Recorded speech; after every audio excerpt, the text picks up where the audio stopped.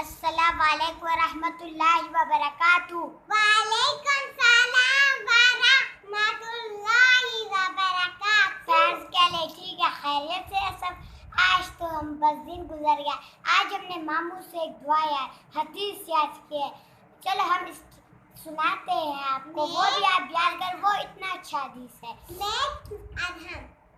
قال النبی صلی اللہ علیہ وسلم المسلم اخو المسلم، اس کا معنی یہ ہے کہ مسلمان ایک دوسرے کے بھائی ہیں، ٹھیک ہے۔ اور اس کا مطلب افغانستان میں جو مسلمان رہتے ہیں وہ بھی ہمارے بھائی ہیں، کشمیر میں جو ہمارے مسلمان رہتے ہیں وہ بھی ہمارے بھائی ہیں، انڈیا میں جو ہمارے مسلمان رہتے ہیں وہ بھی ہمارے بھائی ہیں، کشمیر میں جو ہمارے مسلمان رہتے ہیں وہ بھی ہمارے بھائی ہیں، پاکستان میں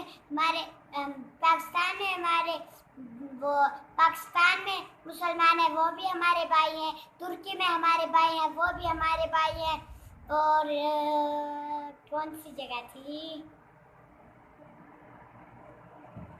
افغانستان، پنڈی، وہ بھی ہمارے، امریکہ، چین، جاپان، امریکہ، چین، جاپان والے بھی وہاں پر بھی مسلمان ہیں وہ بھی ہمارے بھائی ہیں۔ ختم ہو گیا۔ بھائی کا مطلب کیا ہے؟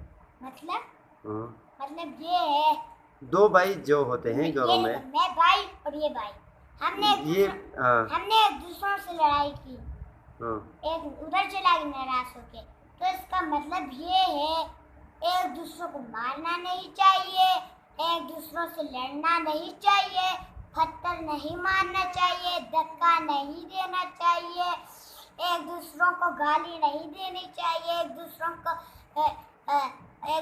غصے کے حواس سے نہیں بلانا چاہیے، ایک دوسروں سے نرم بولنا چاہیے، نرم اور آواز سے،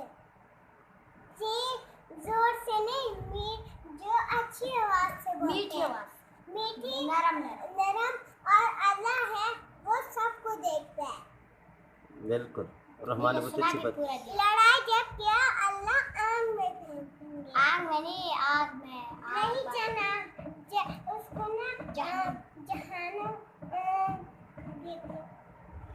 چلے اگر فلسطین کے مسلمانوں پر ظلم ہو جائے تو ہمیں کیا کرنا چاہیے؟ کشمیر والے بچانے چاہیے، ہم بھی پورے ملک جو بھی تھے پورے ملک کو بچانے چاہیے، اور ہم افغانستان پر اگر ظالم لوگ آ جائے، کافر لوگ آ جائے تو وہ جو انڈیا ہے وہ ان کو مارتے ہیں، مسلمان کو، وہ آ جائیں گے سارے آ جائیں گے۔ دیکھو کافر کہاں سے آتے ہیں، ان کا گاؤں ایک جنگل ہے، ایک گاؤں ہے، انہوں نے سوچا ہم ان کو مارنے کا، وہ گاڑی ساتھ لے کے جاتے ہیں، اور وہ تھے ان کا گاؤں انڈیا میں، وہ حملہ کر کے مار دیتے ہیں۔ اللہ جو شیطان نے یہ کہ اللہ دیکھ کر ناراض ہو گئے۔